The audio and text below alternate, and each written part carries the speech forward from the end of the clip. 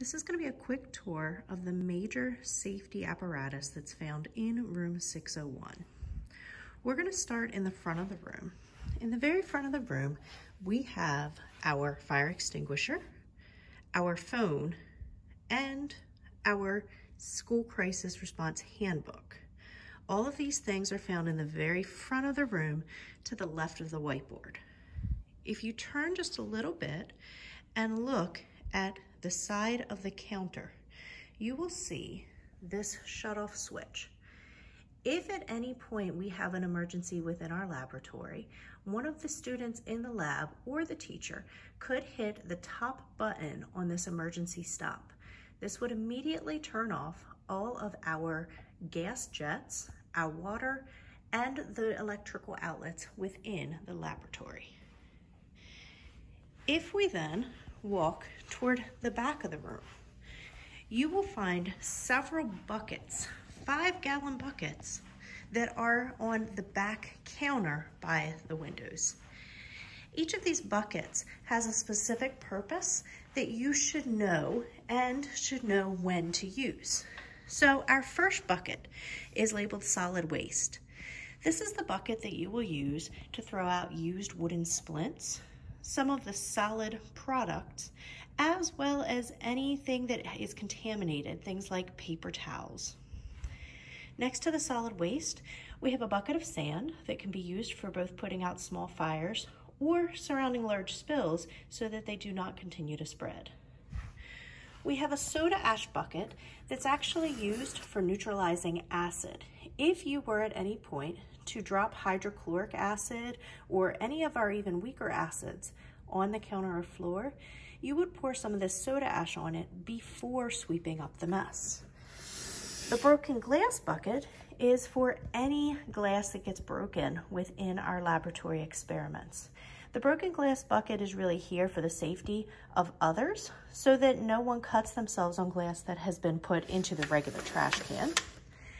And of course, we also have a bucket of kitty litter, and the cat litter is really just for soaking up spills. Similar to the sand, it's for if you have a larger spill that we need to get rid of, whereas the sand will keep it from spreading, the cat litter would actually absorb it. If we continue through our classroom, you'll see, new to this year, we have more soap dispensers at many of the larger sink areas. And these soap dispensers and sinks are going to be used for washing our hands quite often. Before you do any lab and after you do any lab, you are expected to wash your hands just to make sure that we are continuing to slow the spread of any viral germs. In the very back, we have our chemical storage room, and most likely you will never actually be back here. But I did want to show you the one piece of safety apparatus that is in the very back, which is our chemical shower. And the chemical shower would be used if you were to spill a chemical that's caustic on a large majority of your body. You would absolutely want to get a quick shower to rinse that off. And we would send someone else to the nurse's station to get you a change of clothes.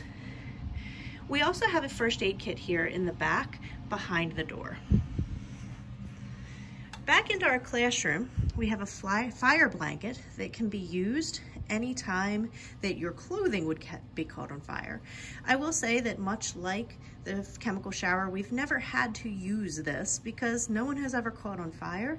And as long as you continue to follow the safety rules that are in each lab, I don't foresee that we would ever need this, but it is here just in case. We have a lens cleaning station for a little bit of anti-fog properties for any of our goggles. We have our goggle cabinet with our brand new UV tube in the back, just to verify that we had that working for the year. Also back here on these sinks, before we move up front, you'll notice that we also have these, which are a smaller version of the eye wash stations that we have up near the front sink. If we continue on